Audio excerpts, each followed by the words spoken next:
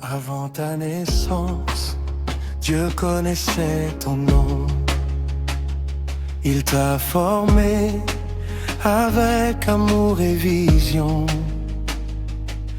Il a mis en toi sa lumière et sa vérité pour éclairer ce monde et les cœurs brisés. Tu es resté debout malgré les combats. Ta foi est restée forte, tu n'as pas plié les bras. Car la main de Dieu repose sur ta vie et sa puissance t'accompagne aujourd'hui. Héroïne, tu es choisie par le roi. Héroïne, sa main repose sur toi. Servante fidèle, appelée pour régner, aujourd'hui le ciel vient te célébrer. Héroïne, reçois ta couronne de gloire. Alors nous acclamons tous ensemble pour le Seigneur.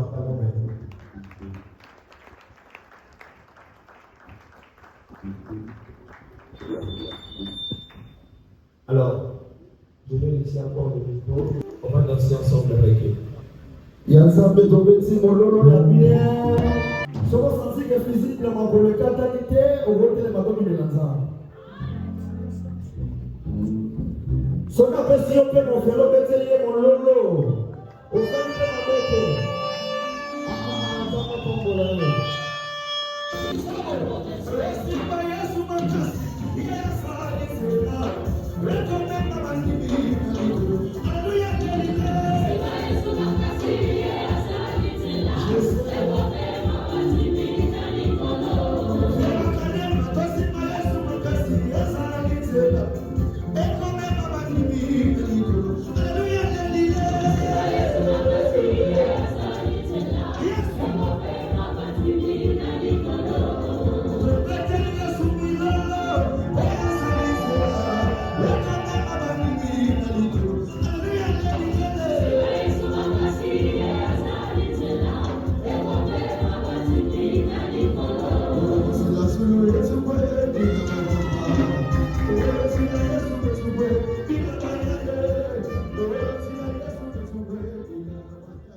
Ne sont pas une fin en soi, mais le commencement d'une mission plus grande.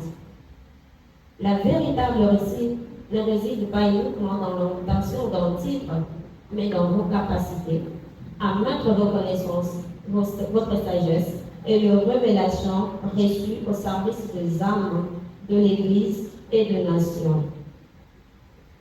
Les mondes n'attendent pas seulement vos discours, mais surtout vos œuvres, vos solutions, votre témoignage et le fruit que vous produira dans votre vie. Que votre excellence ne soit jamais mesurée par vos titres ou vos honneurs, mais par votre fidélité à Dieu, votre intégrité, votre humilité et votre engagement constant au service du royaume. Soyez des instruments de lumière, de paix, de vérité et de transformation, car le temps est venu où la maturité spirituelle doit produire un impact concret dans tous les domaines de la société. À tous nos diplômés, nous adressons nos plus sincères félicitations. À tous nos diplômés, nous adressons nos sincères félicitations. Que les connaissances acquises au sein de Vierre académiens deviennent une source de bénédiction pour vos ministères, vos églises, vos communautés et contribuent puissamment à l'avancement du royaume de Dieu. À tous et à toutes, nous vous souhaitons une excellente cérémonie. Que Dieu vous bénisse abondamment. Est-ce qu'on peut acclamer le Seigneur et encourager le Père avec un son mot? Alléluia. Je vais...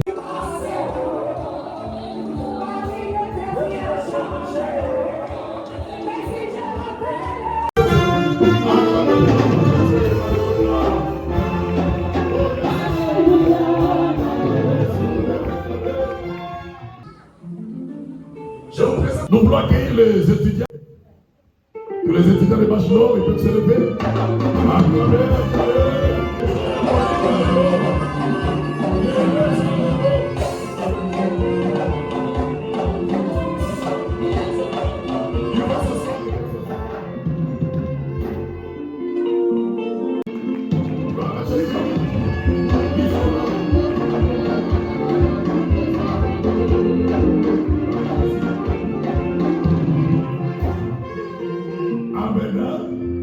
Asseyez-vous, mais vous n'avez pas acclamé, acclamez pour les macaronés.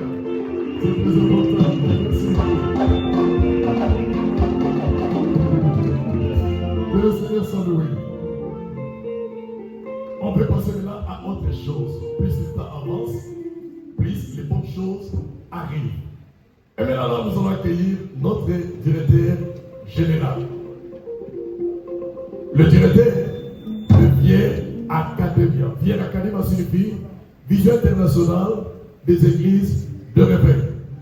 C'est là où les serviteurs sont nettoyés. Dans Oyebinzu, Oyebesana, Namakol, Oyebinke Koma Nasimarego, Maman Saoloma, et les messages Bakol Moya Nikago et Santé. S'il vous plaît, tous à la poste, nous voilà Pétena. Nous voilà, et ça image à Bassali à També, Alléluia. Depuis le général, le général.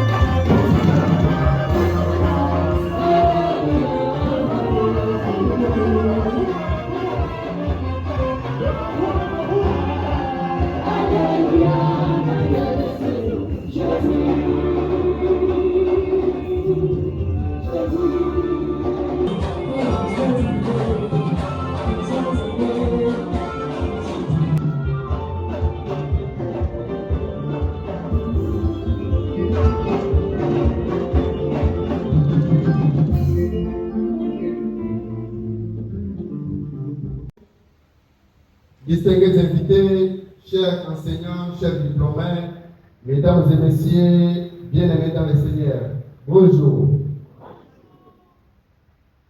C'est avec une immense joie, une profonde reconnaissance envers Dieu Tout-Puissant et un grand sentiment de gratitude que je prends la parole à ce jour mémorable.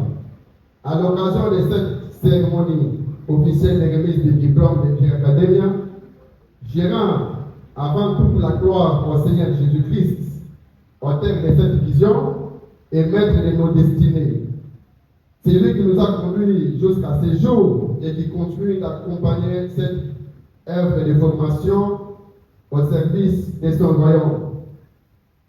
J'adresse mes sincères remerciements à l'excellence, l'archevêque Israël Dodo Kamba, pour avoir ouvert les portes de cette église afin d'accueillir cette grande cérémonie. Je remercie également les corps professoral, le secrétariat général, la commission d'organisation, ainsi que chaque personne qui, de près ou de loin, contribue à l'édification de cette institution.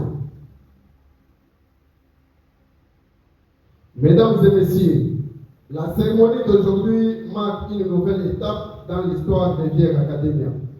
Lors de notre précédente collation, nous avions célébré les diplômés du baccalauréat en théologie.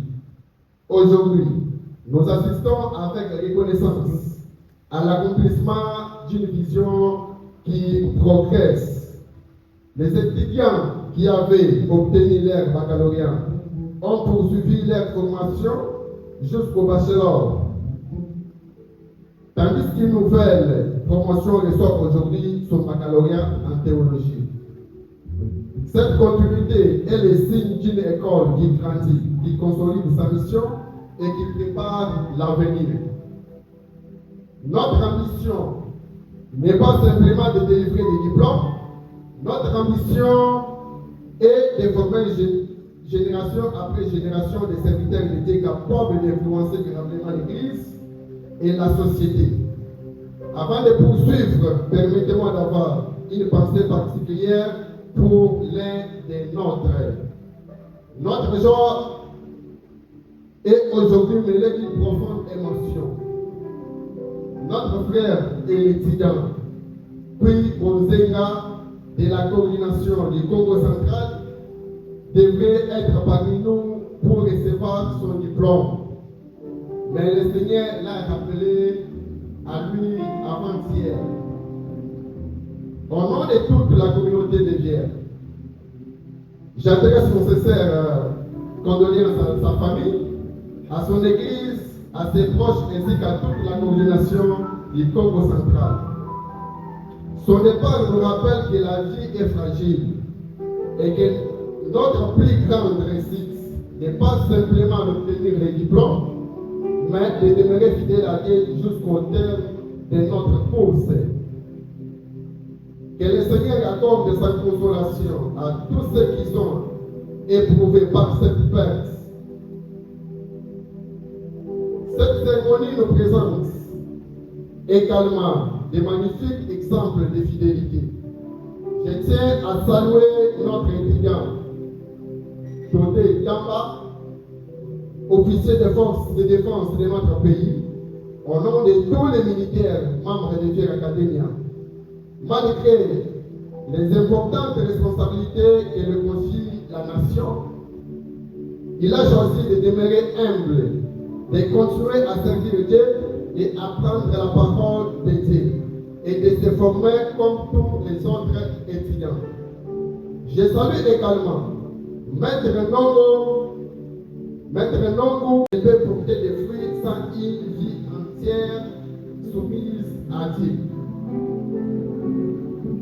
C'est précisément la vision des Vierges Academia.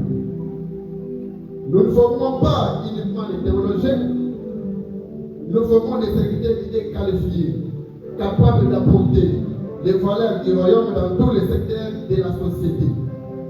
Nous voulons voir des pasteurs qui prêchent avec la vérité, mais également des militaires intègres, des juristes justes, des médecins compatissants, des enseignants exemplaires, des entrepreneurs honnêtes, des fonctionnaires incorruptibles et des dirigeants qui craignent Dieu.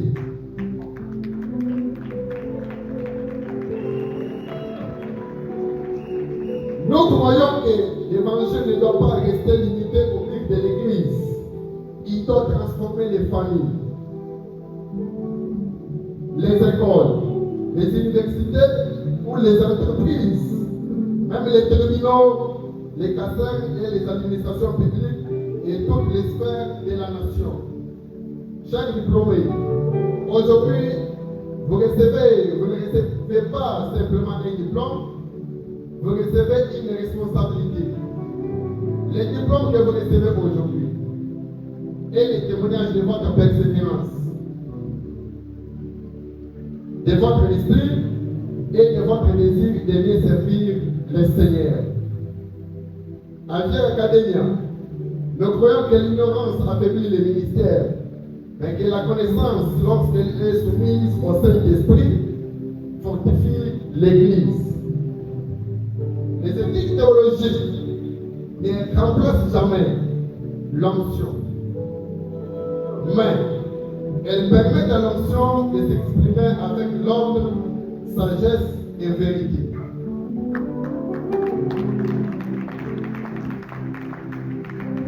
Vous êtes désormais appelés à annoncer fidèlement la parole de Dieu, à défendre la sainte doctrine, à servir avec humilité et à être des modèles pour votre génération. Continuez à apprendre, chers étudiants. Continuez à grandir. Continuez à vous laisser transformer par la parole et sous l'onction du Saint-Esprit. N'oubliez jamais que votre plus grand témoignage ne remplace pas les diplômes que vous recevrez aujourd'hui.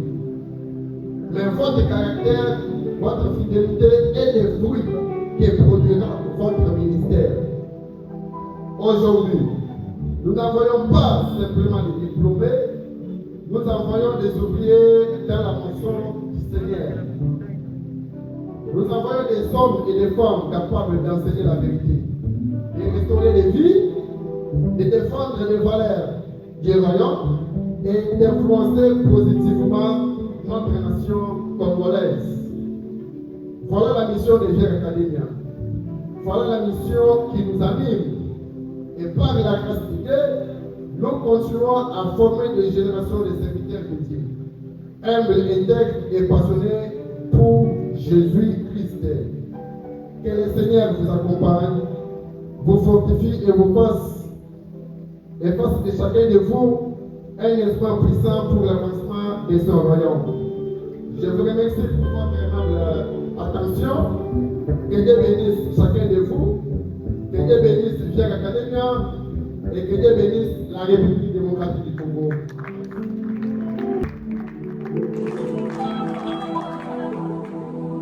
La remise des diplômes.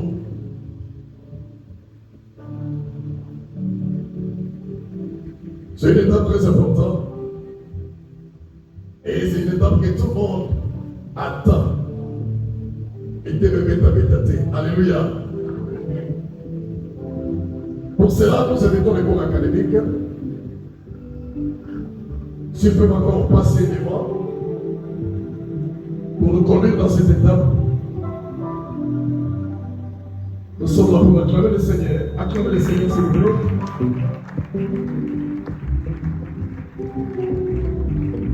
Répète à biloko wana eza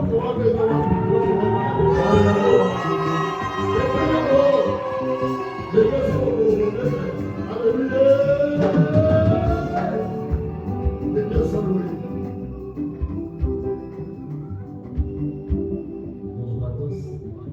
Est-ce qu'on peut voir avec le message? J'aimerais que la foule puisse applaudir. Est-ce qu'on peut le faire avec des cris de joie, je vous en prie? Voilà, nous bénissons Dieu pour cette merveilleuse manifestation. Comme cela vient d'être martelé, nous passons encore à cette étape précieuse de pouvoir décerner de brevets, le diplôme à nos étudiants. Ils se sont battus contre les fatigues, toutes les possibilités. Et voilà, dans quelques poussières de minutes, nous allons procéder. Alors, je suis là juste pour quelques mises au point. Nous allons commencer d'abord par les étudiants de bachelor, et puis nous allons descendre aux étudiants de baccalauréat. Alors, une autre précision est que je crois que vos chapeaux, ceci doit être derrière, mettez-les derrière, voilà. Merci, parce que lorsque on va vous mettre le...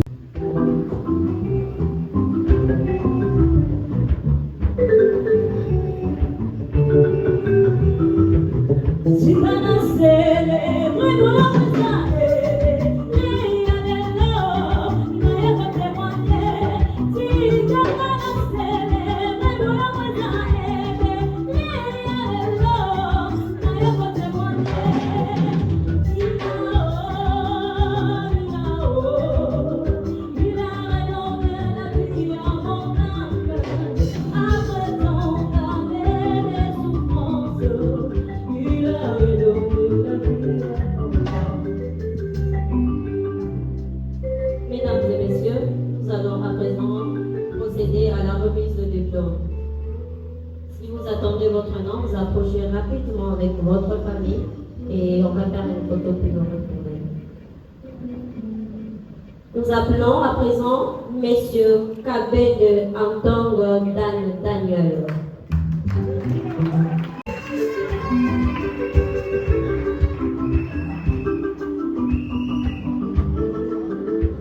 Chers révérends, félicitations.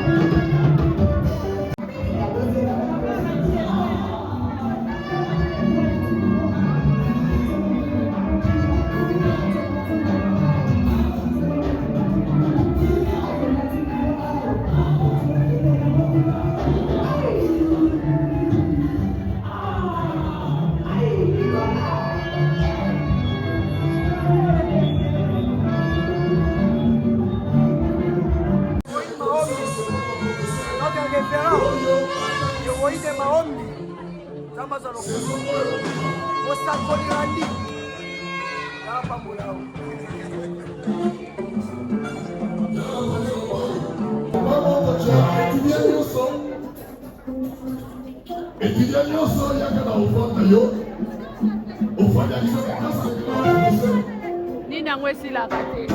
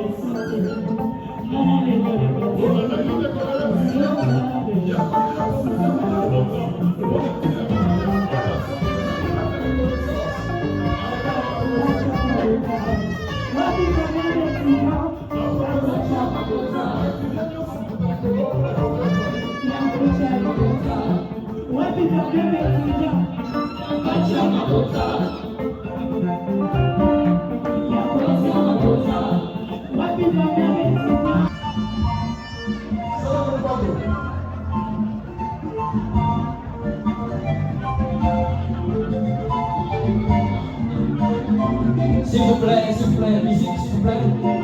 Laissez un peu de son, s'il vous plaît. Merci beaucoup, merci pour la bonne attention. Votre attention, s'il vous plaît. Nous allons finir un peu à l'ordre. Nous allons commencer la photo avec les étudiants et ensuite les personnels.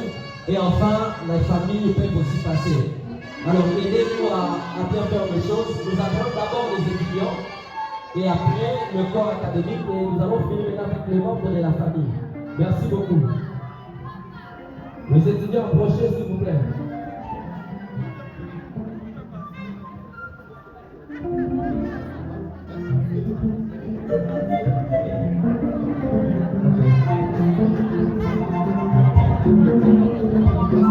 Voilà. Les stades étant petites, nous allons nous les partager. D'autres étudiants, ceux qui sont un peu de quoi danser, Bakiti na nene assez, mais surtout qui a dit Koropo dans le cadre du Mamalamu.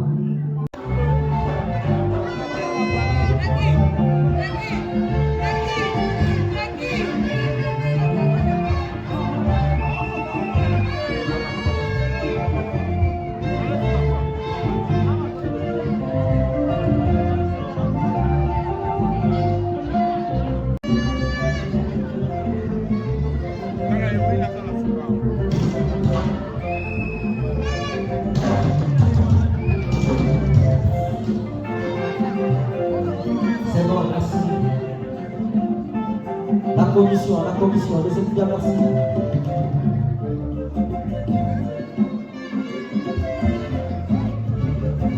Après la commission, chaque étudiant qui est venu avec sa famille peut aussi passer. La commission.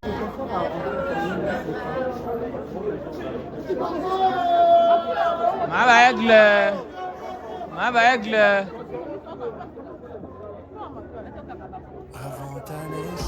Nani, Isaac Azal.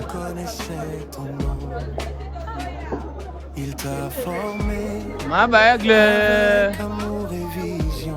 Ma bague, confirmé, confirmé. Pour éclairer ce monde et les cœurs brisés. C'est comme Tu es resté debout. Ma bague. Ta foi est restée forte. Tu n'as pas plié les car la main de Dieu repose sur ta vie. Et sa puissance t'accompagne aujourd'hui. Héroïne, tu es choisie par le roi. Héroïne, sa main repose sur toi. Servante fidèle, appelée pour régner. Aujourd'hui le ciel vient te célébrer. Héroïne, reçois ta couronne de gloire. Héroïne, entre dans ta victoire.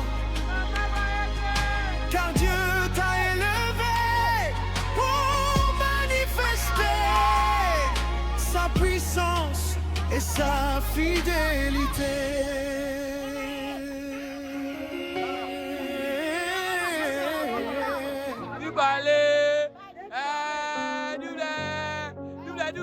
Tes prières ont ouvert les portes du ciel et Dieu répond car ton cœur est fidèle. Tu es une voix, tu es une lumière, une guerrière choisie pour la prière. Aucune arme ne pourra te détruire, car Dieu lui-même combat. Un mot, maman. Deux mots. Trois mots.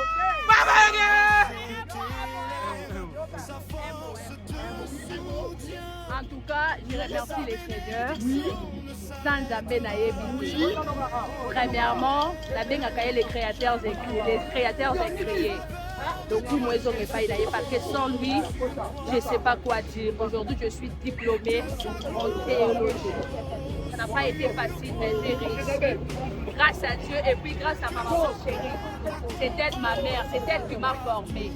Je suis le fruit de ses entrailles. Et c'est elle ma mère biologique et c'est elle aussi ma mère spirituelle. Quelle grâce. En tout cas, je bénis l'Éternel pour cette grâce qu'il m'a offert d'être diplômée en théologie. En tout cas, je manque les mots pour que Dieu vous bénisse.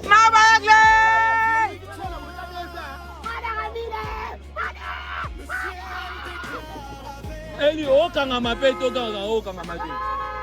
Kangama. Mama loba. En tout cas, la pamboli Zambé, Zambo ya Zabala. Zambe amona kanga. Na talaki basumula ngate. Aya zinga. Asalinga na zala musali na ye. Na boti bana. Nyonso basali na Zambe. Ya liboso pe ya mobali Pasteur Isaac. Ye pasisa kaka ndenge ya ye pa ye bosilisa na zale seko makasi po bana nyonso ezangane na boti bango na nzoto pe na molimo. Amen. Donc bana nga moko formatrice na bango yango na pamboli Nzambe opona ndenge Nzambe asali ete bana nga basalela ye mosala ana kisasa po kolisa bana babima basala Nzambe sene bapatisi yango nazokumisa Nzambe wana apambola. Amen. Avant ta naissance, Dieu connaissait ton nom. Il t'a formé avec amour et vision. Il a mis en toi sa lumière et sa vérité pour éclairer ce monde et les cœurs brisés. Tu es resté debout malgré les combats. Ta foi est restée forte, tu n'as pas plié les bras. Car la main de Dieu repose sur ta vie et sa puissance t'accompagne aujourd'hui. Héroïne, tu es choisie par le roi. Héroïne, sa main repose sur toi. Servante fidèle, appelée pour régner, aujourd'hui le ciel vient te célébrer. Héroïne, reçois ta couronne de gloire. Héroïne, entre dans ta victoire. Car Dieu t'a élevé pour manifester sa puissance et sa fidélité.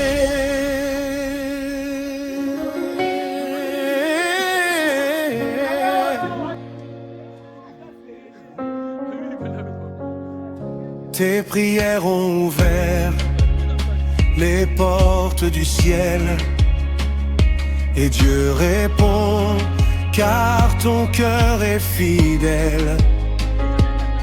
Tu es une voix, tu es une lumière, une guerrière choisie pour la prière. Aucune arme ne pourra te détruire, car Dieu lui-même combat ton avenir. Sa grâce t'élève, sa force te soutient, et sa bénédiction ne s'arrêtera jamais. Jamais. Que la faveur de Dieu descend sur toi, que sa gloire repose sur toi, que sa paix t'accompagne partout, et que sa puissance agisse en toi.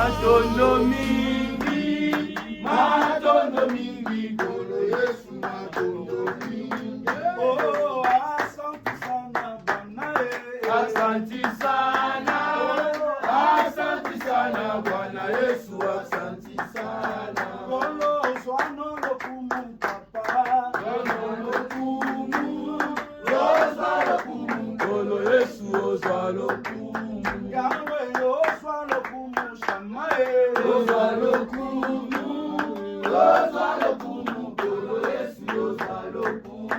Mama Yahweh mama. Mama Yahweh, mama Yahweh, mama Rosalinda. Oh, mama Yahweh, mama Yahweh. Go on, manite. Mama Yahweh, mama Yahweh, mama Rosalinda. Oh, mama, na no se sani Yahweh, mama Yahweh. Go tomboli yo ye. Mama Yahweh, mama Yahweh, mama Rosalinda. Yahweh, mama Rosalinda me. Mama Rosalinda me. Mama Yahweh, mama Yahweh, mama Rosalinda me. Mama Yesu ya Yahweh, mama tobecho maboko. Mama Yahweh, mama Yahweh, mama Rosalinda me. Omoi yanga, seyo Yesu Masia. Alibota nangaye, seyo mwana na Nzambe. Nakalelio Yesu elonga nanga. Nakalelio Yesu bika mwana ma. Oh, namokonwa lelo.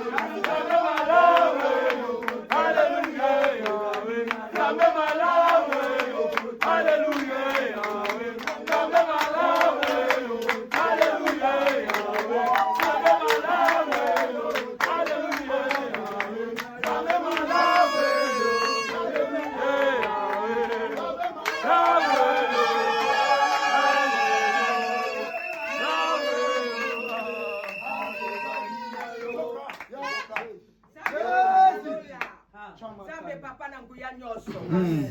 Zambe papa na bikamu. Mokele na likolo na si. Oya monaka Deborah utakala. Na mama na getera kobota mamusali na ye. Papa nezane bele bazali ko douter oyo ministère. Mena ebete tango ko pesa ka mutu oyeba ki deja mona kete nazala ki mwasi. Tango moninga mwasi ozwi makabu nyonso okitisi opesinga. Na senga kate na yeba kapete. Yo moko zwi eloko oyo yomoko yebi otina kati na nga. Lelo siko kolo na boti bana.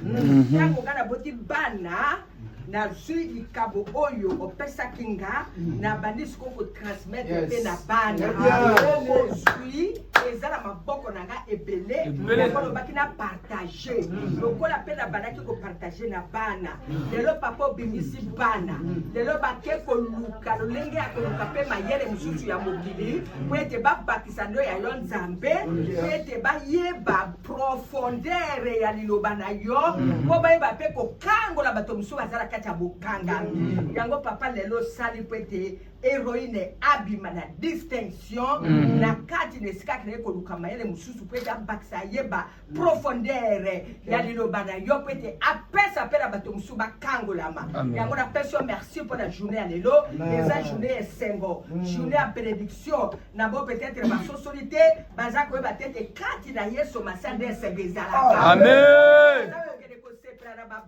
na makambo ndenge ndenge biso tozo sepela kati na Yesu Masiya yango na pesi merci pour événement ya lelo eza événement moko kitoko makasi eza événement moko ezali historique pamba te ya eza événement na yo pona musala na yo to sali boye pona kila na mokilité to sali de pona kila na yo Jésus Christ de Nazareth tika to fungola siko banzela tika siko ministère sikoyo ebanda amen ministère sikoyo ebanda amen de mikanda nyonso ezalaki kolo na lola esengeli ke azwa yango asazuya amen papa nzela sikoyo efongwama ministère sikoyo ebanda ekambola mokili mobimba ndenge moko lobi eke mokele mokili mobimba bopanza sango malamu okangola bato bopikisa bato yango sikoyo ebanda tango Seigneur banda siko na ye elongo na tiki bato nyonso ba soutenaki ye na kati ya ministère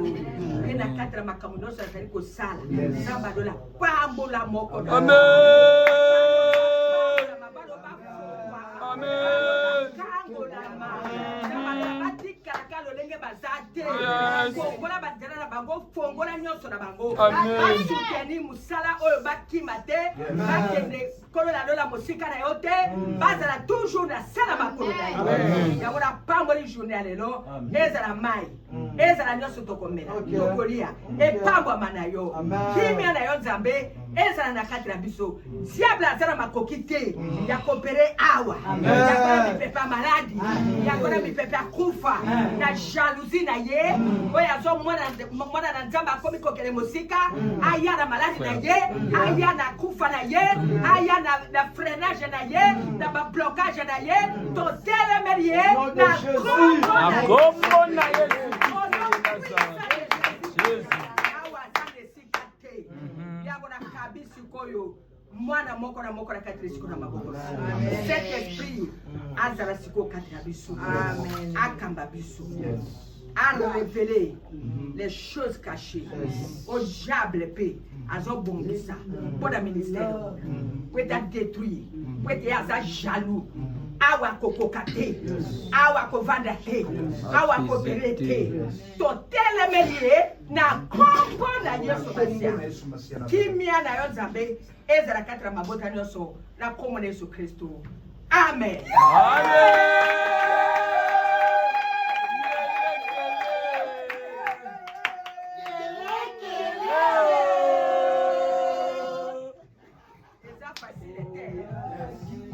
Shasa nazalaki na 9 bana awa na ki 9 bana Nzambe azwi moko ya liboso nakumisaki epo ye nde alobaki nakumisaki nga lobi merci po ete ozwi ya liboso natika na bango 8 eza facile te okolisa bana na Kinshasa bonga ata moko azala koluna te pe moko azala moyibi te akele kofungolaka bandako atuka eloko wana nayebi te na kolobela nzambe nini to na kosala nini kaka na Kinshasa mais nzambe asali nga ngolu bana nyonso basali na ye ola betela Yesu maboko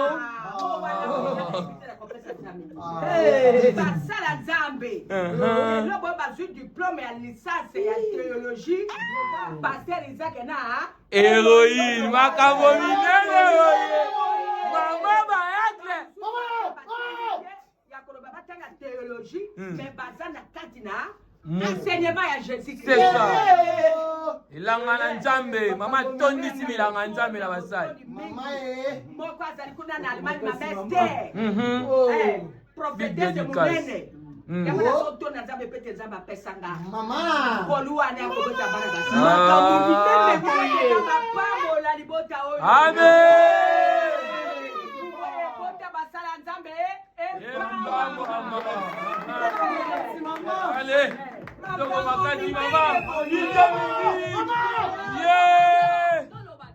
Lola merci po ebele baboti me bana lelo bazo se trouver bakuluna ebele pe kindumba na balabala ko bota par-ci par-là mais na pesi Nzambe alola merci ya kotala aza mwana nanga pe aza lisusu mama nangai mama Nzambe wana Nzambe apambolo lisusu koleka Nzambe na yo apambolo lisusu koleka ministère okane bandi boye ekene ka liboso ezonga lisusu sima te ale mutu nyonso akoya na esprit ya division na yebiso deja koya na okutu te osongo ozoyoka nayebi ozoyoka koya non esprit division te ko toza esprit moko même esprit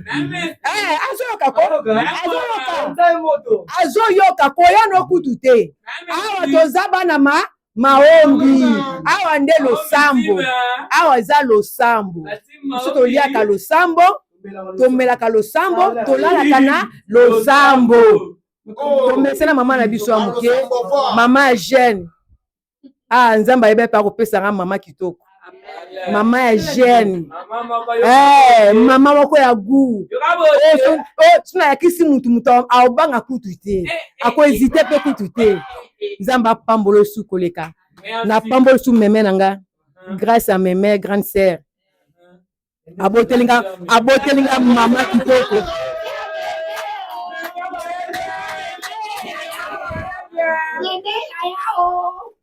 abotelinga mama kitoko Nzambe apambola yo babi libumo ebimisaka basali ya Nzambe eza libumo efesenge epambwama alors meme Nzambe apambola yo apesa osu mikolo ebele na mokili oyo okufa liwa maboko ya batu te ata okufa liwa maboko ya batu te Nzambe apambola osu koleka abakisa osu mikolo ebele pe na pesi bandeko na nga nyonso mbote baleki na nga nyonso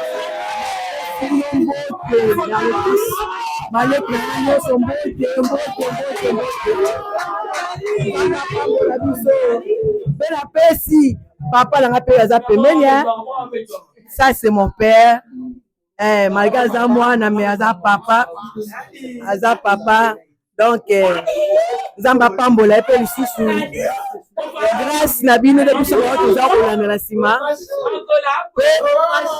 na pamboli baleki na ngai Isaac Nzambe apambola yo Blaki manager charge ya chaîne ya média charge ba charge nyonso Nzambe apambola yo ale Chris mutu makasi Nzambe apambola yo Nzambe amona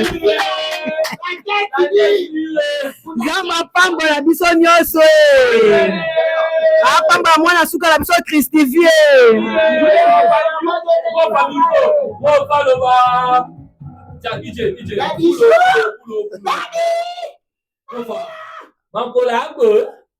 bon na pesi tout d'abord Nzambe merci pour na bolamu na ye parce que eza facilité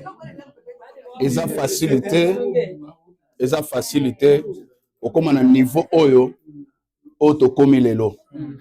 Parce que grâce, il y a notre source. Source, notre maman Déborah, grâce à elle, de lelo, toza bongo na maman héroïne. Donc, ce que ça qui grâce à maman Déborah, tout le monde toza la peine à maman ou azali comme maman héroïne était. Parce que aux alanaye, ezalaki bitumba. Amen.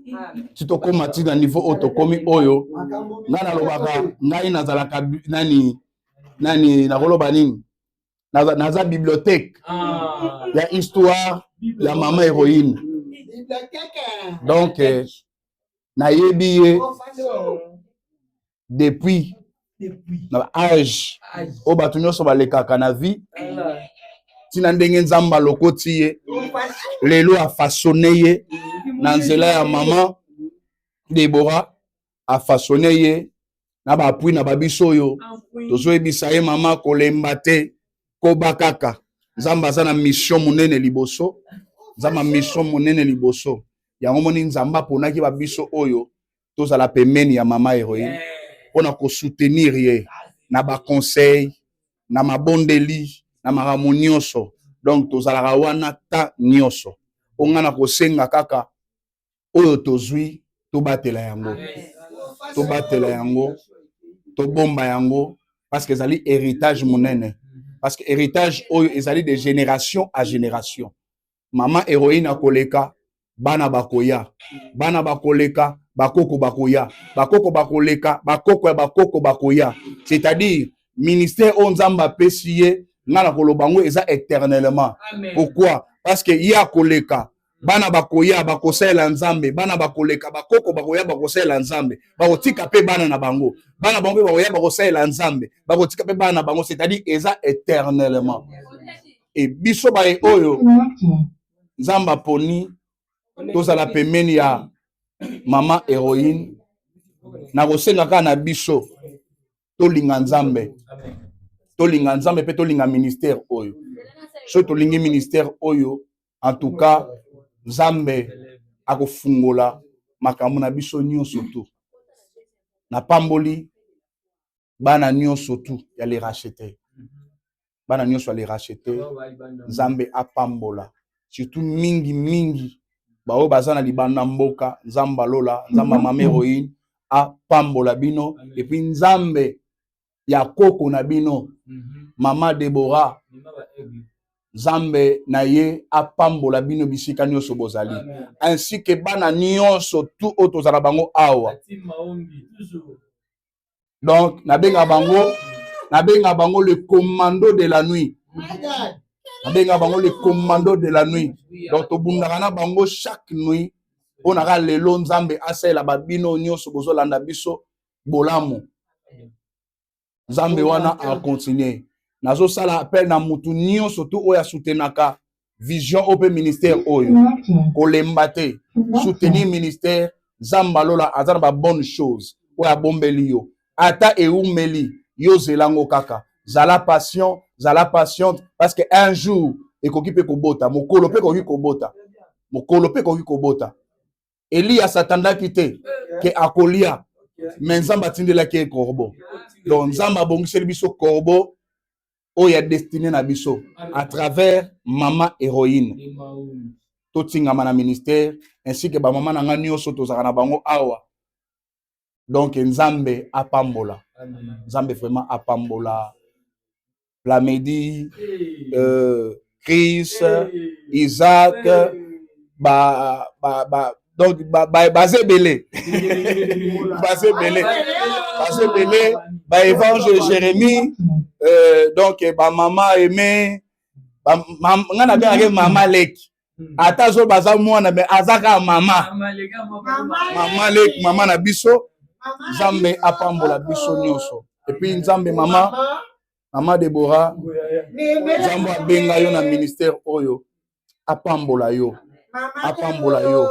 Na osenga na nzambe mukolo oyo akobenga yo abenga yo avec honneur,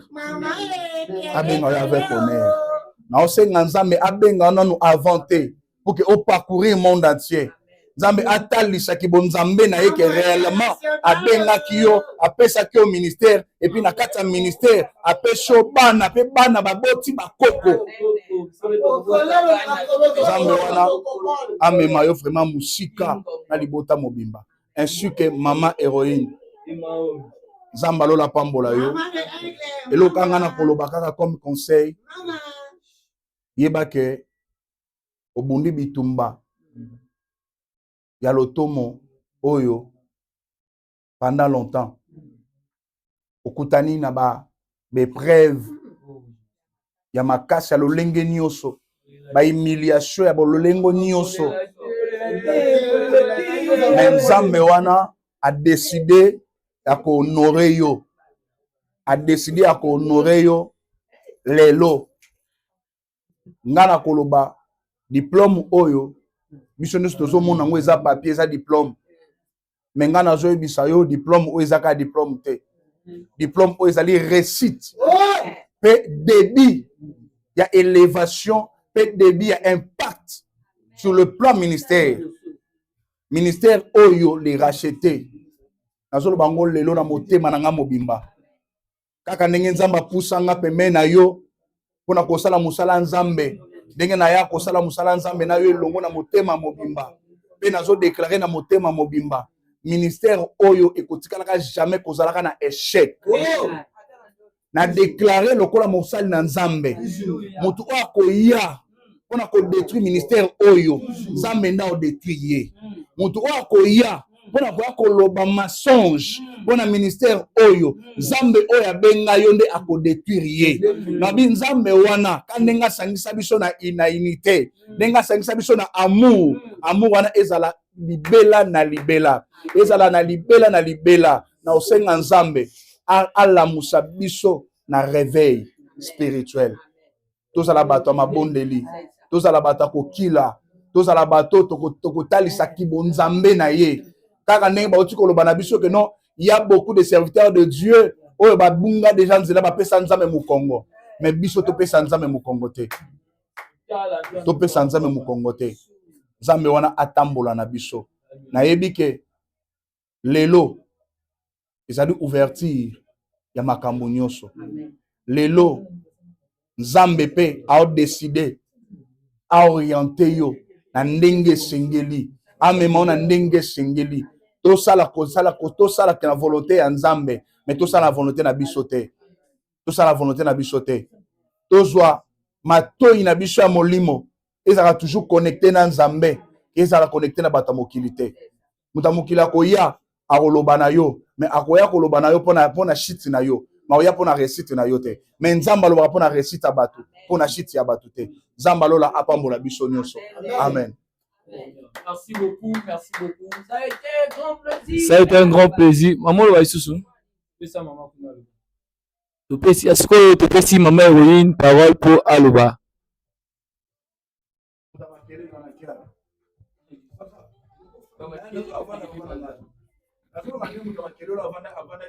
Natele matona van.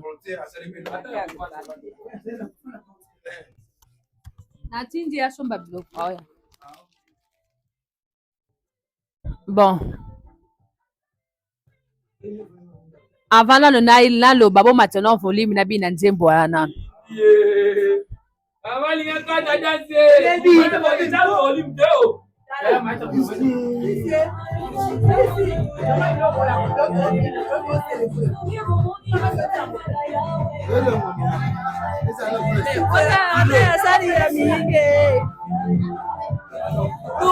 zongela yo yaya mabina ezabona yo yaya soki bomoni nazoyembela Nzambe boka mate asali ya mingi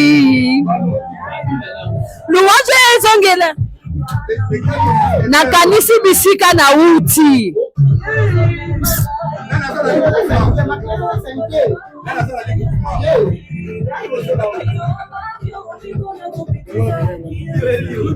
asali ya mingi oh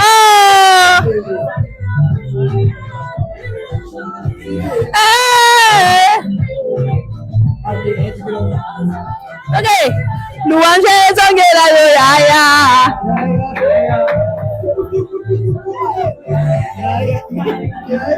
soki bomoni nazoyembela Nzambe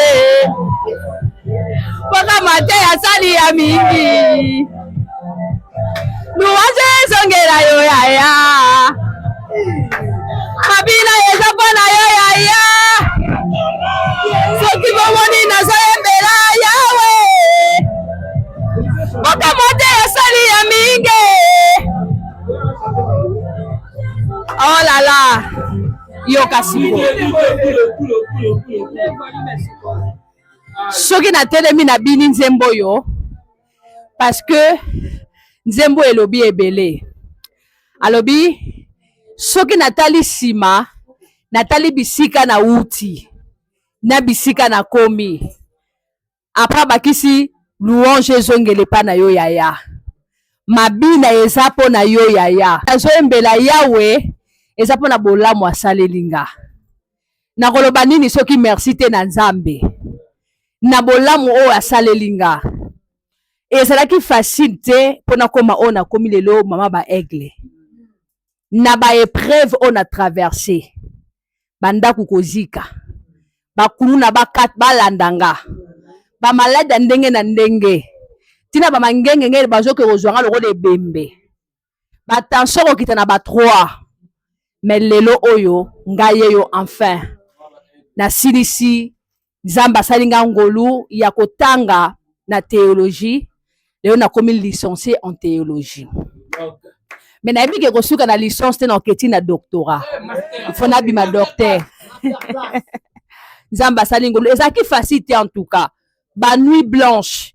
À chaque fois za na rapona koluka kotanga po oyeba kwa ko kotise loko moko po tango kotelema bana Nzambe ba bénéficier na ya quelque chose. C'était pas facile. Mais Nzambe asali ngolu lelo na silisi. Lokumu ezonge pa inaye. Mais grâce à maman, c'est ma maman. Pona ye. Soki na oki m'église ya mona landinga na chambre bi lelo kola na ndako to ko bimawa. Wana na se maman yo linga ngate. Yebsango ozwanga wapi. Nzoka nda bana ko préparer chemin. O ngala bana mona ke mama zo yinanga. Nzoka ndeza kinzela po abongisela nga pona sa nini na leka. Wana soka ya luki prophète Ranja PC rapport. Tala siko lelo Nzambe sali bolamu eleki tellement ebele na zozanga na maloba ya koloba. Na pesi merci na nuna bana nyonso ali racheter. O baza partout libanda surtout bana langa baza libanda partout libanda mboka. Na Canada, Amérique, France, Londres. Na rozanga kolekisa moment o boete. Merci beaucoup na frère Serge Pia depuis le Canada. Zamba pambola au frère Serge. Soki bomona bimi kitoko beza pona frère Serge. Zamba pambola frère Serge. Azongisa ya mingi. Abi mama, il faut late lamba nanga. Frère Serge, monde basalinga suke lamba donc Zamba pambola yo. Abakisa ya mingi de sike bimeli ezonga susu ya koleka. Nenge na late lamba ya Valero yeba peke o bénéficier na grâce wana. O nga pe na bénéficier na yango. Merci beaucoup na bana nyonso ata na 10 francs na yo suteleki mama ata mai mela. Na otanga bakomo nyonso te boza ebele Nzambe apambola bino. Na pesi susu merci na ba proche nanga. Ba collaborateur nanga.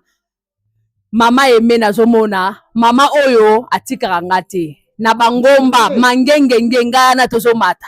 Tozo luka Nzambe. Oh, toke yaya. Yesu nanga témoignage. Mokolo tolala na ye na mangenge. Yesu akoma témoignage. Mokolo topola na ye mvula. Yesu nanga témoignage. Na matane mangenge. Oh, je vais. Onombo de vola la na banara. Na baveye kutu kolobate. Ah, boyoka pardon. Mamoyo na yembize mo pambate. Batubi balo monyo. Na ba mangenge nge biso ya tozo luka Nzambe. Na malili bomoni bango ezolanga bango batubi balo. Na malili na bangomba tozana bango Nzambe nanga pambola bino onero nga na bénéficier nango lelo bino pe bo bénéficier nango oyo ezalaki difficile na obe comme facile pour na bino parce que tobandi nouveau départ nalobi tobandi nouveau départ makambo ya sika ebandi talelanga papa la chemise aliputa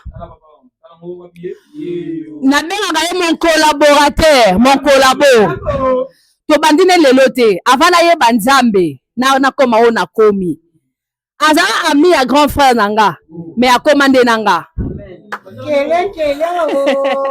donc nayebi te naloba nini atikaka nga te na bepreuve nyonso tozalaka na ye à chaque fois que nalingaka nakoya to nalemba azalaka wana mama héroïne telema héroïne kende héroïne avance nabi Nzambe apambola ye longo na mwasi na ye asala bango bolamu asekisa bino nabi ane okota na gloire dans le nom de Jésus-Christ na ye pe suko pesa merci na bana na ngai o bazao pe na ba collaborateur na nga misusu amen na bano na évangéliste Jérémie juelanga papa Jérémie Nzambe apambola papa Jérémie aza guerrier oya tika nga pété à chaque fois na besoin na ye na bengi ayaka ako disposer ta na ye ka po aya en tout cas papa Jérémie na leloko opesa ote mais Nzambe na nga zala Nzambe na yo Nzambe na nga pambola yo asekisa yo na talisa caméra pa évangéliste Jonathan papa Jonathan Nzambe apambola yo na musala o bondima ko soutenir nga Nzambe asala bino bolamu na obi esengo oyo kota pe na vie na yo oseka pe osepela dans le nom de Jésus je nanga papa fidèle bomoni oyo un homme de Dieu on a lingaka mingi Nzambe apambola anda yo za musala Nzambe ayebi kosala pe banzaka botala oyo bomoni ba œuvre papa fidèle donc mutu atushaka manzaka na ngai yeyo donc bato nyonso bozala posa basoigne bino ba ongle papa fidèle azawa nabi Nzambe apambola papa fidèle abi mama ata naza wapi mutu so asimbaka manzaka te fonga na yaka nabi Nzambe apambola yo okoma na ba maison minene okoma kosala ba voyage ba aller retour oseka na kombo na ye voilà nazongi siko na bana nga nazomona te zelanga na frère Chris zelanga frère Chris en tout cas frère Chris Nzambe apambola yo aza mwana moko Nzambe apesi nga likolo ya ngomba mais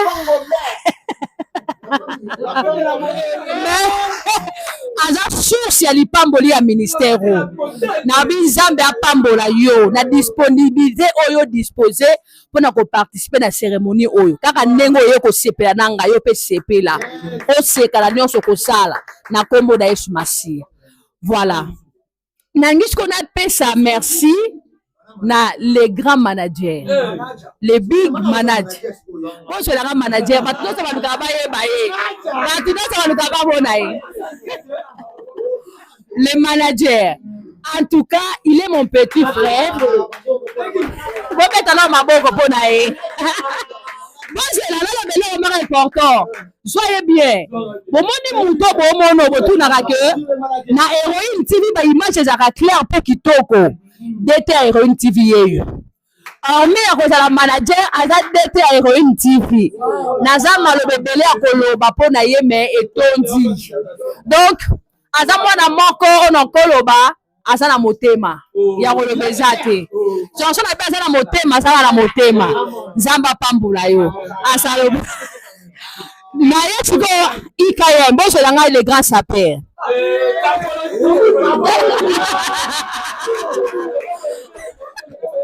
IKM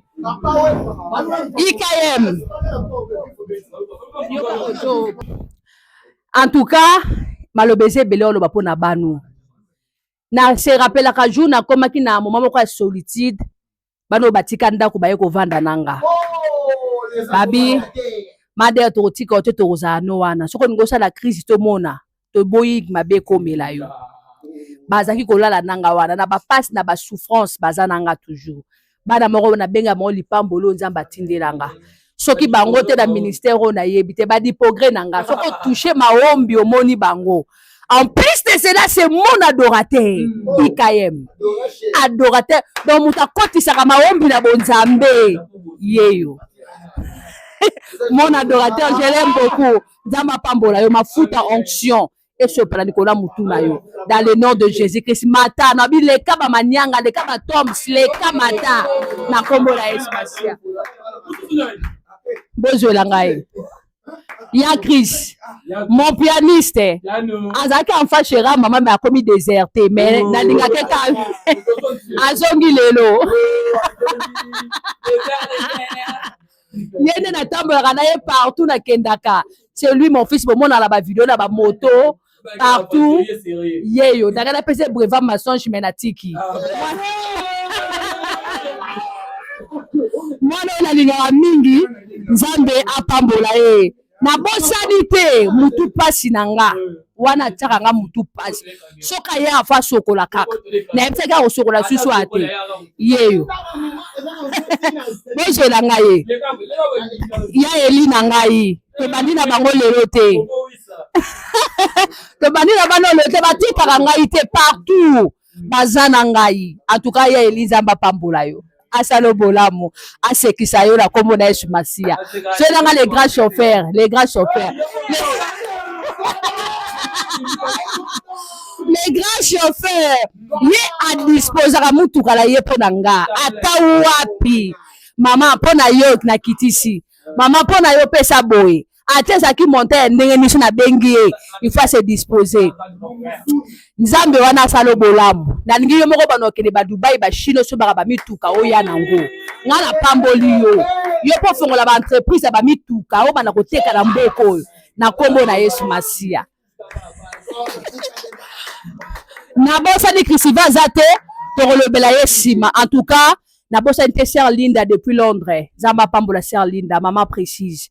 Zamba pambola bino mama Dieno na papa Carlox. Zamba pambola bino ma sœur Rebecca, sœur Dorcas, maman Jeanne.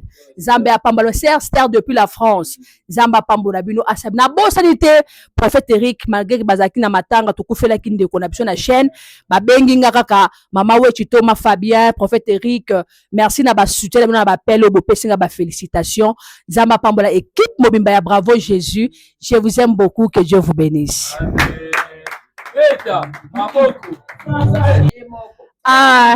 Nalinga ki pena lobana nous merci beaucoup parce que na bosani merci beaucoup à mon père papa Léon Onaïma papa Léon pour naie ba sacrifice naie mon air deux fois papa so aza méchant la ko yinate osoki pona papa te menga pe na yeba Nzambe te abenga na bikende bima ndapu na nzoka ndeza kina za la Joseph na kene ko bata mana cache toi pole na koma ona komi liboso na sepela kiti na bi papa linginga te mais nzoka nde ezaki Nzambe ko simba papa pona bima na ndapu na ye pona vanda na permanence pona yeba Nzambe pona ngai na koma ko sepela na ye kutu makasi parce que yende mutasana na yeba Nzambe apambola papa le Onaema abakiselo 120 ans de vie bande konanga nyonso John Shembo Isaac Tiekonia pasteur Isaac papi teke depuis États-Unis Saro Samalo Mario Orambe Samuel Pama Esther John Shembo bango nyonso Zamba pambola bakoko no sa papa Léon Zamba pambola bango na bosa ni pété nangina se présenter DG à Héroïne TV ezali ngai moko héroïne wa maombi héroïne de maombi Héroïne TV ezali chaîne moko ezali ko pambola bato ebele ko bosa na te ko s'abonner abonne-toi na Héroïne TV ndenge to silisi boy makamba minene bandi makambo minene boy na kata chaîne ya Héroïne TV restez connectés pour rater le côté que Dieu vous bénisse.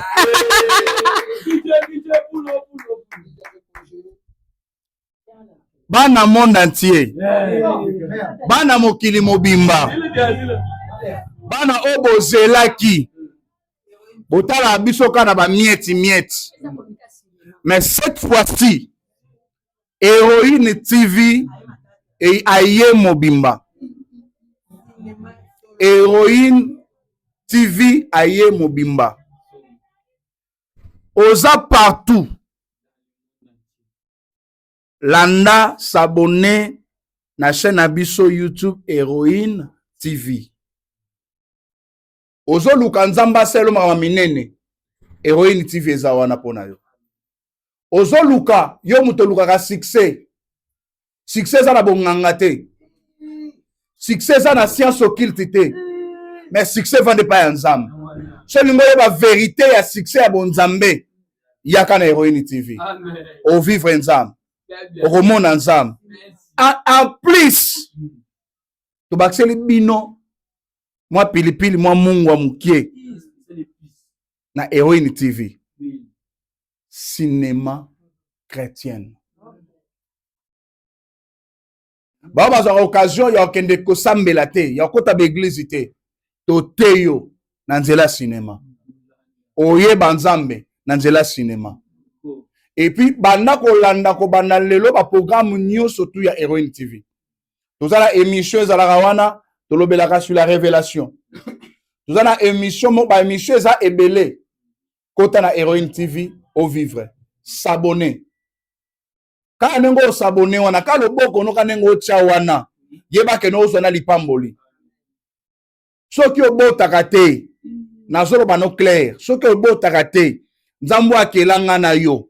Nzambo atindi Héroïne TV. Tango zo pointe ka lisapi na yo. Omona nzambe. Omona loboko nzambe. Nzamba lola apambola bino bana monde entier. Boyeba ke no ba o bazana kini bolanda. Chaque